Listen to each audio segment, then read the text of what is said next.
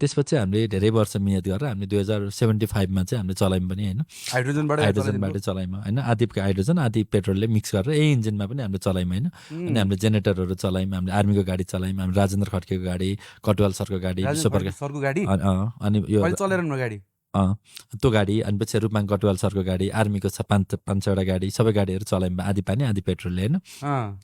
अनि त्यसपछि हाम्रो साथीले हामीले मिलेर चाहिँ एउटा सक्स डिभाइस भन्ने डिभाइस बनायौँ कि त्यो डिभाइस जोड्यो भने चाहिँ आधी चाहिँ पानीले काम गर्ने, आधी चाहिँ पेट्रोल हुने। अनि जस्तो तपाईँको बाइकले अहिले गाडीले चाहिँ 30 को माइलेज दिन्छ, 20 को दिन्छ भने त्यो राखेपछि डबल हुन्थ्यो क्या होइन। त्यो खालको चाहिँ हामीले बनायौँ होइन, सक्सेस पनि भयो, सक्सेस भयो होइन।